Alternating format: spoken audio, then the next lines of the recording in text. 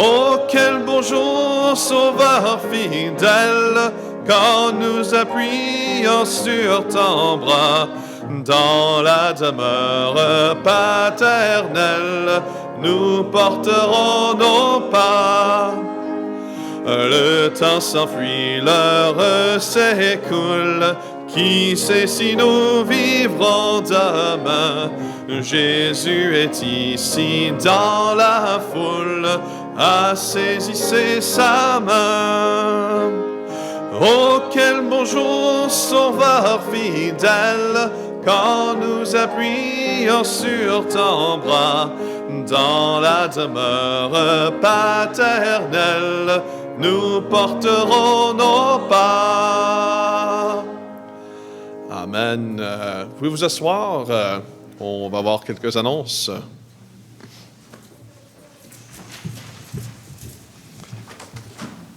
Bon matin. Amen. Vous êtes en forme ce matin? Amen. On a des drôles de personnes dans notre Église, je vais te le dire. Mais regarde, on les aime tous. Amen. On les aime tous. Gloire à Dieu. Ah, vraiment, là. Dieu utilise toutes sortes de personnes. Amen. Et c'est merveilleux. Qu'est-ce que le Seigneur fait parmi nous? Priez pour Linda. Elle n'est pas ici ce matin. Elle est allée à l'hôpital. Elle ne filait pas bien. Donc, priez pour elle également. L'anniversaire de l'Église, ça va être samedi prochain et dimanche prochain. Samedi, nous allons voir le repas, les activités, et dimanche, la prédication. Amen. Donc, c'est 2 journées de célébration. Dimanche aussi, on va avoir une vidéo de qu'est-ce que le Seigneur a fait à travers de l'année également. Et ça va être un bon temps ensemble. Donc, invitez les personnes samedi, puis également dimanche pour cette journée d'anniversaire de l'Église. On a un gros gâteau aussi pour tout le monde. Amen. Et si vous voulez assister, aider, certaines choses à faire, parlez avec Paul. Amen. Déjeuner d'hommes qui s'en vient à la fin du mois. On va avoir un déjeuner d'hommes samedi matin à 8 heures, samedi le 30. Ça va être ici à l'Église, donc vous êtes invités pour cela. On va en parler plus. On va avoir un bon temps de communion et de prière ensemble. Et on va essayer de faire ça plus fréquent. Donc, ça va être ce samedi le 30 à la fin de ce mois. L'Institut biblique à Cibiti, cette grande journée d'évangélisation à travers la fin de semaine, vraiment. Et aujourd'hui, finalement, ils ont un grand écran. Je ne sais pas, je n'ai pas eu de nouvelles, mais bonjour à tous à Cibiti. On est très heureux de vous avoir parmi nous et à Pointe-Noire également et à Brazzaville. Mais vraiment une journée spéciale. Ils ont une génératrice finalement et la grande télévision, j'ai vu ça, l'écran est installé. Donc, un beau visuel qui vont être capables de partager avec nous le temps de la réunion. Et c'est vraiment une belle opportunité pour nous, pour l'Institut biblique. Donc, continuez à prier pour ces choses, que le Seigneur continue à fournir tous les besoins. Amen, il le fait toujours. Et qu'il continue à bâtir et changer des vies pour sa gloire. Donc, on va avoir un mot de prière ensemble. Père éternel, merci pour tout ce que tu fais. On prie que ta présence, Père, soit évidente à travers de ce monde, ici, dans notre communauté, dans la Beauce, et également à travers de ce monde, en Afrique, tout lequel que nous avons au ministère. Touche les cœurs, touche les vies. Pour ta gloire, on prie aussi que tu bénis notre temps dans ta parole, Père, sois glorifié.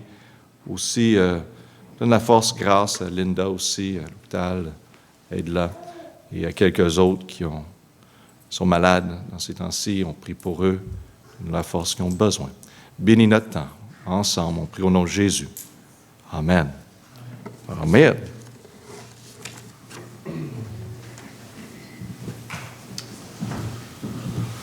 Alors, on va continuer ce matin avec le 117. Numéro 117, je vous invite à vous lever à nouveau pour chanter au Seigneur. Lorsque le ciel retentit de nouveau.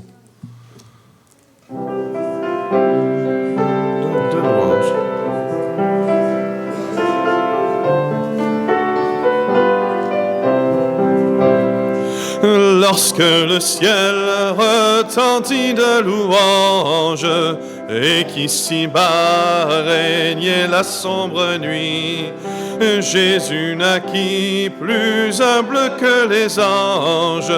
Pour me sauver, si bas il descendit. Bonheur suprême, mon sauveur même, lui qui mourut et fut ressuscité. Et sur la nue, à sa venue, je le verrai, lui qui m'a racheté. Lorsqu'à la croix, le prince de la vie lava blanchi des péchés mes forfaits, le grand pouvoir de sa grâce infinie ferme l'abîme où Satan m'entraînait. Un bonheur suprême, mon sauveur même, lui qui mourut et fut ressuscité. Et sur la nue, à sa venue, je le verrai, lui qui m'a racheté. Lorsqu'au matin de la grande victoire, il triompha de la mort du tombeau, il effaça pour toujours la mémoire du noir passé, cet écrasant fardeau. Un bonheur suprême, mon sauveur même, lui qui mourut et fut ressuscité. Et sur la nue, à sa venue, je le verrai, lui qui m'a racheté. Lorsqu'il viendra dans sa magnificence, ravir les siens pour jamais dans les cieux, j'entonnerai l'hymne de délivrance en exaltant son nom grand précieux. Bonheur suprême, mon sauveur même, lui qui mourut et fut ressuscité. Et sur la nue, à sa venue, je le verrai, lui qui m'a racheté. Amen. Pour finir, on va tourner au numéro 45. Page 45. Ton nom est admirable.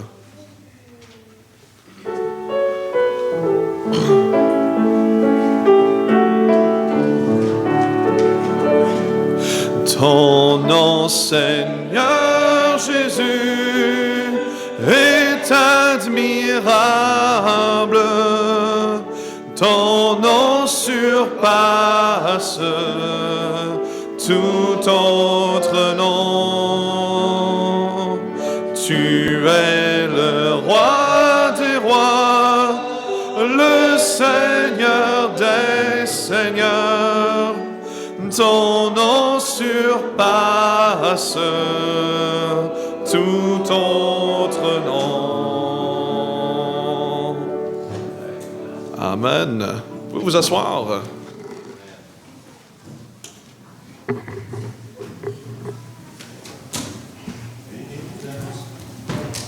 All right, les enfants, vous pouvez y aller avec Stéphane.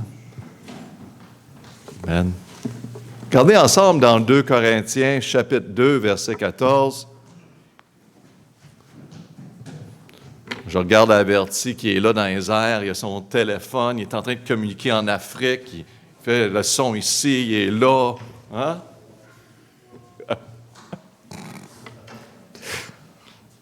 Il est en train de communiquer en Afrique, il dit, est-ce que le son est bon? Personne n'a répondu, mais moi j'ai répondu, j'ai dit oui, il est très bon.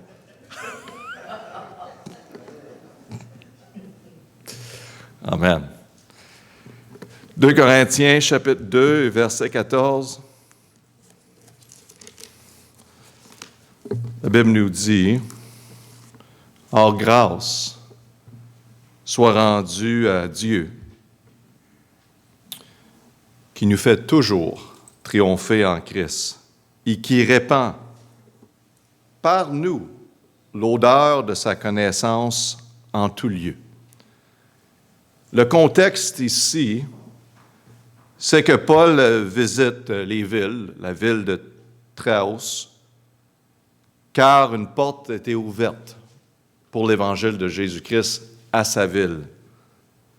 Et il continue à Macédoine également. De ville à ville, il va de lieu à lieu. Et la Bible mentionne que l'esprit de Paul n'était point en repos durant ce temps-ci, parce qu'il essayait de trouver son frère Tite, et il ne pouvait pas le trouver. Et le verset suivant, c'est notre texte. Il dit, « Or, grâce rendue à Dieu, qui nous fait toujours triompher en Christ et qui répand pour nous l'odeur de sa connaissance en tout lieu. » Tout un verset. À travers d'un temps assez difficile pour lui, il est en recherche de son frère qu'il ne trouve pas. Puis je vais vous dire, à travers la persécution, la difficulté qu'il vivait, c'était très spécial d'essayer d'avoir ton frère avec toi.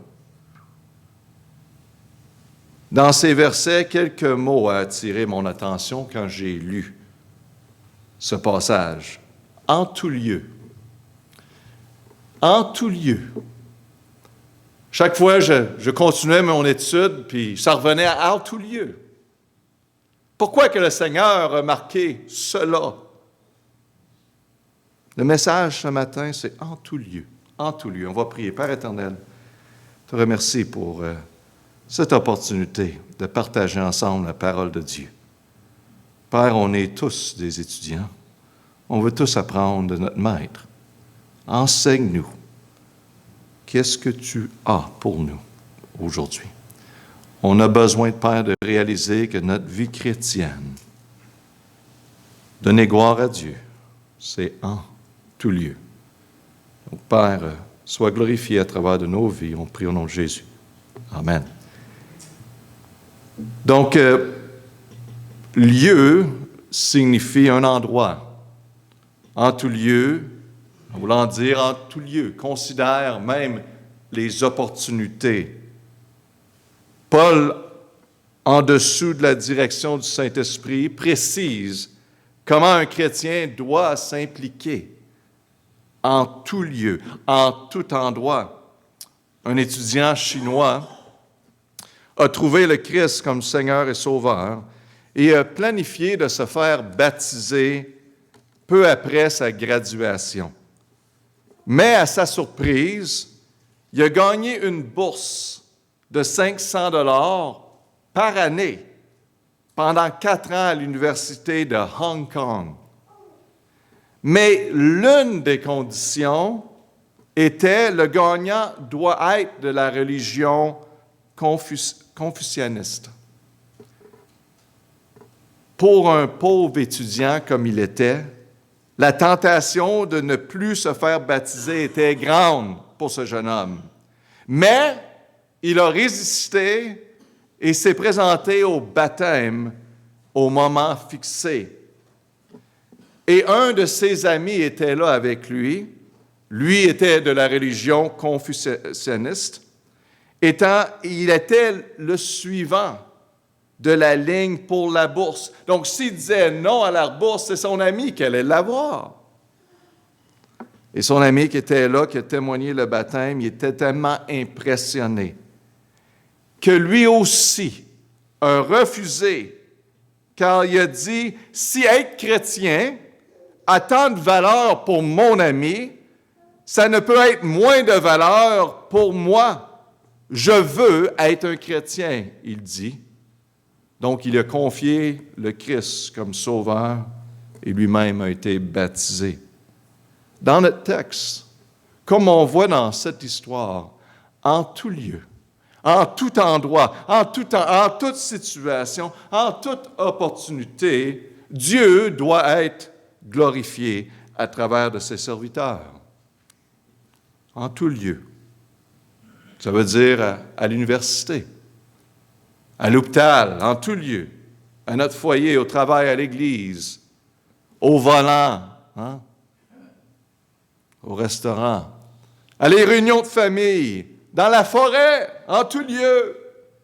au terrain de sport. En haut de la montagne, en bas de la montagne, en tout lieu, Dieu doit être glorifié. De glorifier Dieu n'est pas limité à un certain endroit, c'est pas limité à un certain groupe de personnes et avec un certain groupe de personnes. La Bible dit en tout lieu que Dieu soit glorifié à travers de nos vies. Et le problème qu'on voit souvent, c'est qu'on s'est programmé à certains endroits, on ne parle pas du Seigneur, on ne glorifie pas le Seigneur. En tout lieu, une jeune fille, récemment, suite à sa grande victoire à un tournoi de tennis professionnel, j'étais surpris, je l'écoutais, et c'était la cérémonie, et plusieurs milliers de personnes, bien sûr, étaient à l'écoute. Et les premiers mots qu'elle dit, « Je veux donner gloire à mon Seigneur et Sauveur Jésus-Christ pour me permettre d'accomplir ceci. » Le silence. En tout lieu, dans tous les endroits où Dieu nous permet d'être dans la vie, où nous sommes dans la vie, en tout lieu, en toute opportunité, glorifier Dieu dans trois différentes façons. Et on voit ça dans notre texte. Trois façons de glorifier Dieu. Premièrement, par notre gratitude. Par notre gratitude. On voit dans notre texte, dans 2 Corinthiens 2,14, « Or, grâce soit rendue à Dieu en tout lieu. » J'ai amplement de gratitude pour notre Église, pour vous et vos familles, pour votre participation dans l'œuvre de Dieu. J'ai amplement de gratitude pour ma famille, pour mes parents, pour ma vie que Dieu m'a donnée, pour le travail qu'il m'a donné. Toutes ces choses viennent de Dieu. Et Dieu est bon. Et comme la Bible nous dit, rendez grâce en toutes choses dans 1 Thessaloniciens 5, 18, car telle est la volonté de Dieu en Jésus-Christ à votre égard, de rendre gloire et de grâce à Dieu. Savez-vous que la Bible enseigne au sujet de la gratitude amplement, et pas seulement, mais la science confirme cela. Des nombreuses recherches scientifiques menées dans les universités montrent que la gratitude est bonne pour la santé humaine. Le monde le dit. 4 recherches ont été faites avec les mêmes conclusions. Des médecins et des psychologues de l'Université de Californie, l'Université de Miami, l'Université de Pennsylvanie et Harvard School of Medicine ont découvert que la gratitude est associée à un plus grand bonheur. Dans leurs recherches, ils ont prouvé que la gratitude a amélioré la santé physique et émotionnelle. Les plus reconnaissants, ils disent, surmontaient plus facilement les difficultés de la vie. Plus les gens étaient reconnaissants, meilleure était leur relation entre eux. Leur battement de cœur était plus lent. Ils étaient moins stressés, moins anxieux et moins déprimés. En d'autres termes, la gratitude produit une vie saine. C'est ça que la science nous dit, mais la Bible l'enseigne clairement. Vous savez que le lieu de nos foyers doit devenir la place où que la famille partage et démontre leur gratitude, jour après jour. Soyez la première personne à démontrer la gratitude en disant « Merci Seigneur pour mon salut. Merci Seigneur pour notre foyer. Merci Seigneur pour notre famille, pour la parole de Dieu que tu nous as donnée, d'avoir l'opportunité d'avoir cette parole. Merci Seigneur pour le travail et pour nos enfants, pour mes parents, pour l'éducation. Merci Seigneur. » Les parents doivent enseigner les enfants, avoir un cœur de gratitude. C'est attirant, le monde, qu'un cœur de gratitude, n'est-ce pas? Quand la gratitude est mise en pratique, l'atmosphère change complètement, car Dieu est glorifié. La Bible nous dit bien dans 2 Corinthiens 4,15, « Car toutes ces choses sont pour vous, afin que cette grâce se multipliant abonde en action de grâce d'un grand nombre pour la gloire de Dieu. » La gratitude est un langage céleste qui attire la présence de Dieu. Si Dieu aime entendre quelque chose, c'est un cœur de gratitude. Rendre gloire à Dieu. Notre texte dit, « Grâce soit rendue à Dieu dans tout lieu. » Dans tout lieu. Il n'y a pas un endroit qui est mis de côté. C'est en tout lieu. Et ces 3 mots, vraiment en tout lieu, ont vraiment fait un travail en moi. Que c'est partout. C'est partout, c'est partout, c'est partout, c'est tout le temps, en tout lieu. En toute opportunité, Dieu est glorifié par notre gratitude. Numéro 2, en tout lieu, quoi d'autre? Quoi d'autre glorifie Dieu? Dieu est glorifié par la victoire. Par la victoire. Numéro 2. La Bible nous dit dans notre texte, « Or, grâce soit rendue à Dieu qui nous fait toujours triompher en Christ. » Notre salut, mes amis, est vraiment incroyable. Car suite à notre salut, notre statut a complètement changé. Et vraiment, si on comprend qu'est-ce que c'est d'être chrétien, d'être un enfant de Dieu, quelle grande victoire que nous avons en Jésus-Christ. Ça change la façon qu'on va approcher la vie et qu'on va vivre cette vie. Mais il dit Dieu qui nous fait toujours triompher en Christ. Pas certain temps, mais toujours. Notre statut a complètement changé comme chrétiens. Nous sommes enfants de Dieu. Et la Bible nous dit, en 1 Jean 5,4, « Parce que tout ce qui est né de Dieu est victorieux du monde, et la victoire qui a vaincu le monde, c'est notre foi. » Comme enfants de Dieu, nés de Dieu, notre Père, c'est Dieu. Ne pensez-vous pas, si votre Père est Dieu, que vous êtes victorieux, que vous êtes plus que victorieux. Il reste à nous de vivre selon la victoire que nous sommes été donnée. Allez-y, le Seigneur dit, vous êtes victorieux. Napoléon a dit, les batailles sont gagnées non par des hommes, mais par un homme. Il avait raison dans plus d'un cas, car les victoires sont gagnées non par un chrétien, mais par Christ. C'est notre privilège et notre joie de partager sa victoire, comme le petit garçon qui saute debout, qui est excité, qui crie d'en haut, d'en bas, en criant « Nous avons gagné » lors d'un match de football. Même qu'il ne jouait pas, ce petit garçon. Mais il se sentait partie de l'équipe. Et nous pouvons vivre dans la joie et le triomphe. Nous pouvons crier, nous avons gagné la victoire qui a été accomplie par notre Seigneur et Sauveur Jésus-Christ au Calvaire, il y a environ 2000 ans. Nous sommes victorieux. Chrétiens, avez-vous oublié que vous êtes le Fils du Roi des rois? Donc, approchons-lui, approchons la vie comme nous sommes le Fils du Roi des rois. Vous avez des privilèges parce que vous faites partie de la famille.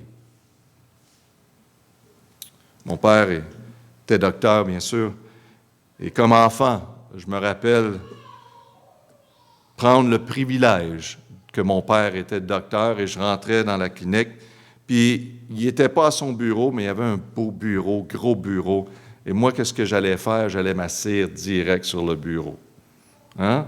Puis, je faisais semblant que j'étais le docteur. Lui, il n'était pas là. Puis là, les infirmières rentraient, puis ils disaient « Oh, bonjour, docteur Bernard. » Je dis « Bonjour. » J'avais tout un petit bout. Le privilège d'être le fils de mon père. En Christ, nous sommes été placés par notre Seigneur Jésus-Christ sur une fondation qui est sécure et solide, qui ne changera jamais. Nous sommes victorieux. Pasteur, je ne me sens pas victorieux, mais vous êtes déclarés victorieux en Jésus-Christ. Donc, vivez comme vous êtes victorieux. On oublie que nous sommes victorieux. Peu importe ce qui est devant nous, allons-y avec confiance, car nous sommes victorieux. On y voit ici, selon le texte, nous allons par la foi. Par la foi. Dieu le dit, je le crois et j'y vais. Un cœur de gratitude. Merci Seigneur pour la victoire. Le Seigneur veut qu'on reconnaisse. Et Paul, à travers des moments difficiles, a reconnu qu'il est victorieux, peu importe ce qui se passe. Il est en détresse. Mais il réalise tout un verset ici. Je suis victorieux en Jésus-Christ. Toujours victorieux, dit. Toujours, toujours, toujours. Même si ça paraît autrement, même si ça ne va pas bas et ça ne paraît pas bien, nous sommes victorieux. 1 Corinthiens 15, 57, la Bible nous dit « Mais grâce soit rendue à Dieu, qui nous a donné la victoire. » Pas qu'il va nous donner, il nous a donné la victoire. Par notre Seigneur Jésus-Christ. Nous a donné. Ce n'est pas seulement une victoire que Dieu nous donne, mais une expérience constante de victoire à travers du Seigneur Jésus-Christ. Nous sommes enseignés qu'en tout lieu, en toute opportunité, peu importe où nous sommes dans la vie, de reconnaissez que vous êtes toujours triomphant en Jésus-Christ. Même si vous ne sentez pas triomphant parfois, c'est parce que vous avez oublié à qui vous appartenez. J'appartiens au Fils. Je suis un fils de mon Père, le fils du roi des rois, celui qui a triomphé au-dessus de la mort, celui qui habite en moi. C'est mon Père. Et j'approche la vie de cette façon, victorieux, par la foi. Donc, on voit ici la gratitude qu'on doit avoir comme chrétien. On voit la victoire qu'on doit croire comme chrétien. Et numéro 3, on doit voir ici que Dieu est glorifié par l'odeur. Par l'odeur. L'odeur? Oui, l'odeur. L'odeur. 2 Corinthiens 2,14, grâce soit rendue à Dieu, qui nous fait toujours triompher en Christ, et qui repent par nous l'odeur de sa connaissance en tout lieu. C'est lui qui repent cette odeur. Et il le fait par nous. Amen. Pasteur, je ne chante pas trop bon parfois. Laissez simplement le Seigneur le faire à travers de vous. Hein? Il n'y a pas d'autre personne à travailler avec que nous. Et il choisit de le faire à travers de nous. Quel grand privilège, je pense ici. Avez-vous déjà échappé à une bouteille de parfum ou quelque chose qui sentait fort? Et ça sent pour plusieurs semaines et on dirait plusieurs mois. Et on dirait que ça ne part jamais la senteur. L'odeur est évidente. En tout lieu, Dieu nous donne la bouteille. Il nous donne la parole pour répandre en tout lieu, afin que plusieurs peuvent venir à la connaissance de Jésus-Christ. un prince africain, après avoir interprété le message d'un missionnaire, il a dit, « Je ne peux pas lire la Bible pour moi-même, mais je crois les paroles parce que j'ai regardé les missionnaires pendant 2 ans de temps. Ils ne m'ont dit aucun mensonge sur rien d'autre. Alors, quand il me dit que ce livre est la parole de Dieu, j'y crois.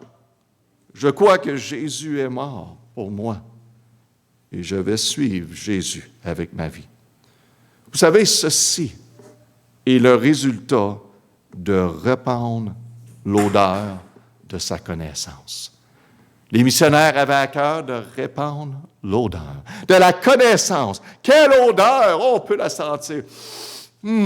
Ça sent bon. Ça me fait du bien.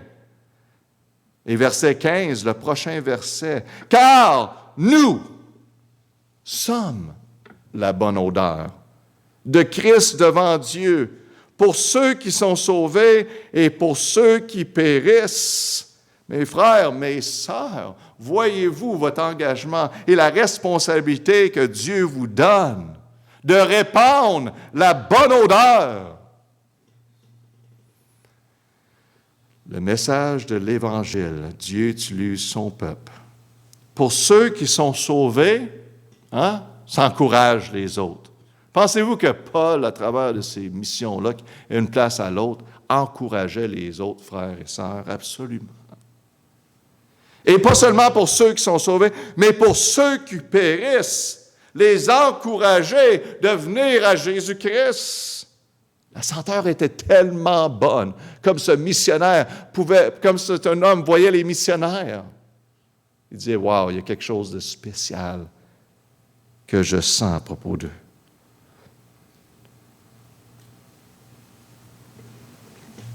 Vous sentez cette odeur?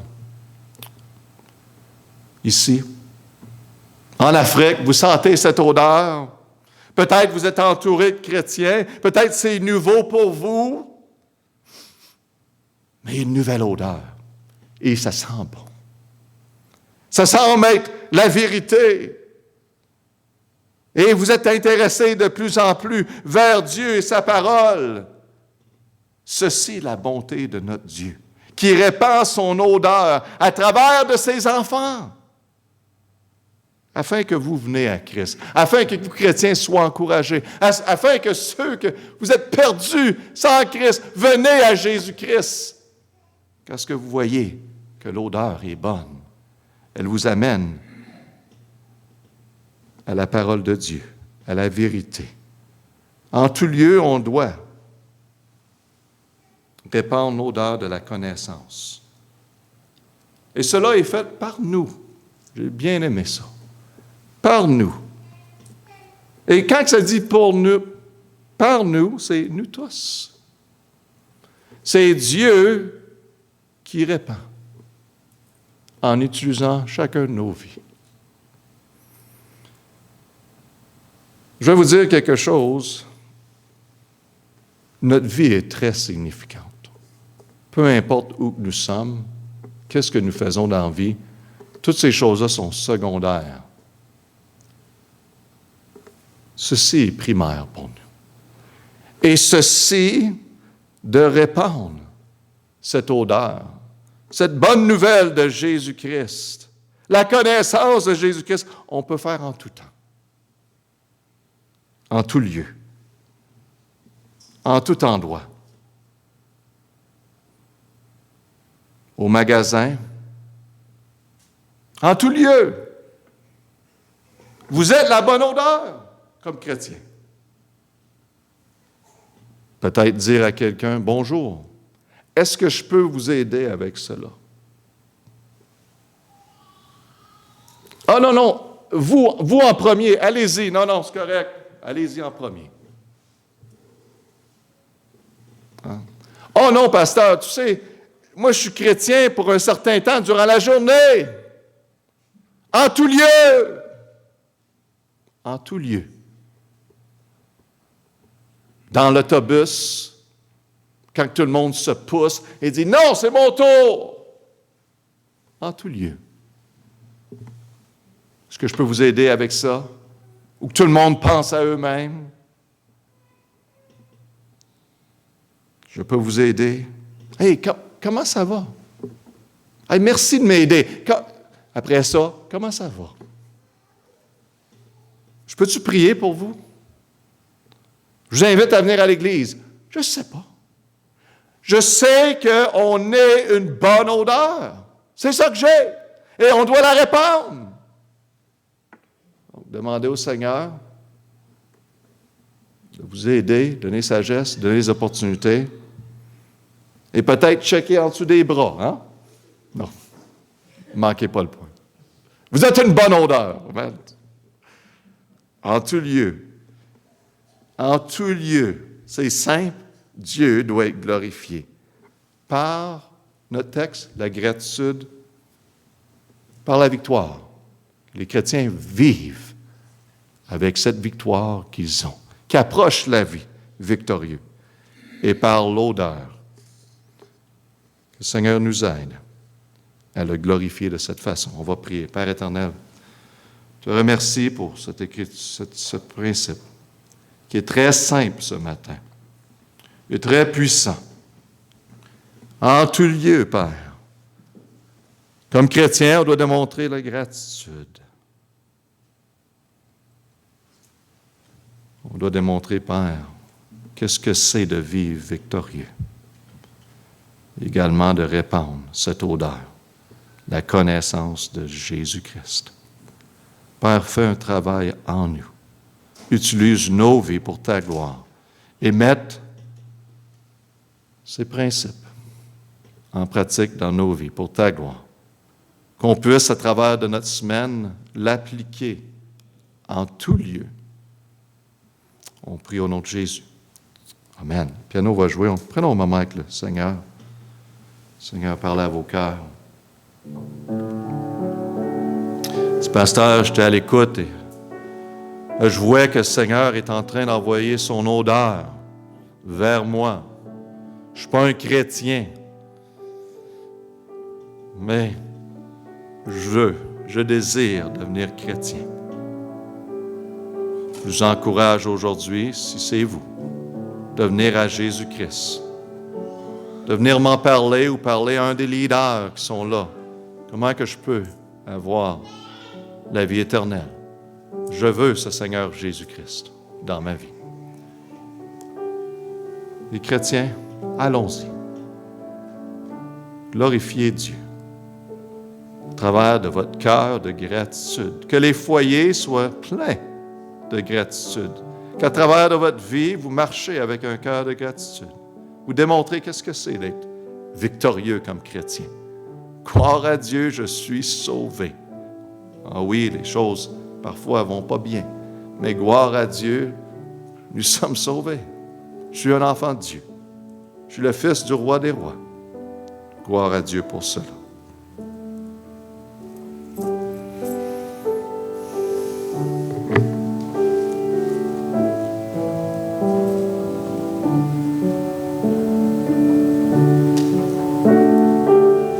Si vous voulez, 189, 189, 189, on chante de tout cœur.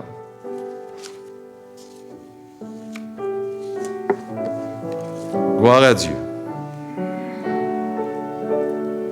Cherchez d'abord le royaume de Dieu et sa justice,